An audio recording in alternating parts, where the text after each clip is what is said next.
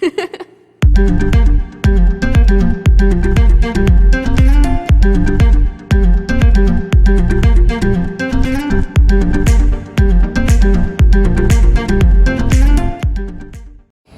bonjour à tous, on se retrouve pour une nouvelle vidéo sur l'échangeur tubulaire.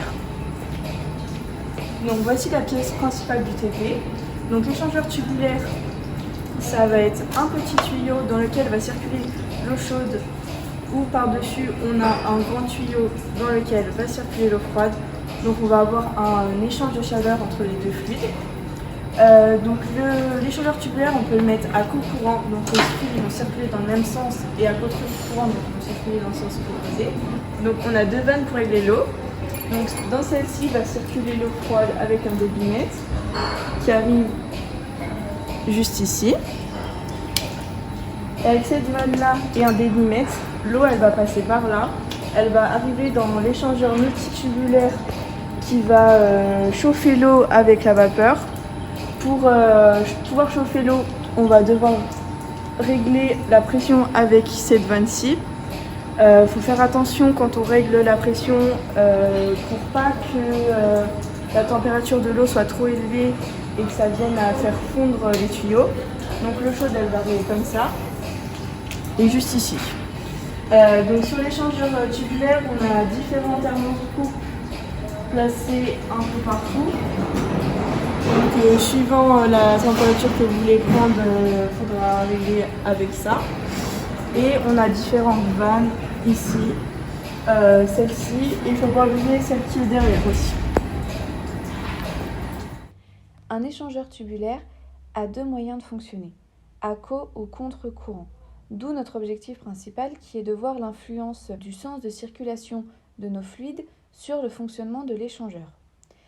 Pour cela, on va alors calculer le coefficient d'échange global K et d'efficacité E. Donc maintenant, nous allons vous montrer l'installation des manipulations. Pour mettre le montage à co-courant, nous ouvrons les vannes B, D, E, G et nous fermons les vannes F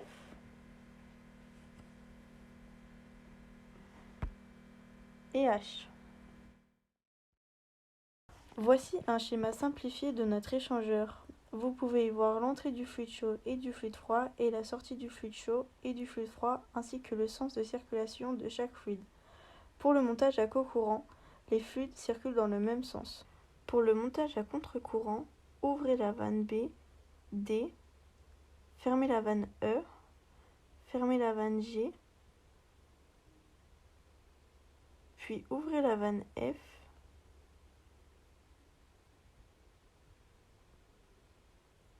et ouvrez la vanne H. En ce qui concerne le schéma à contre-courant, vous pouvez voir qu'il est constitué comme le schéma à co-courant, sauf que cette fois les fluides circulent à sens opposé. Pour relever les températures, il vous suffit juste de placer le fil rouge dans l'emplacement rouge et le fil noir dans l'emplacement jaune. Pour ce qui est au niveau de la sécurité, il faut obligatoirement porter la blouse ainsi que le casque et lunettes, comme pour n'importe quel autre TP. On utilise aussi de l'eau chaude et de la vapeur, il faut donc faire preuve de prudence lors de la manipulation.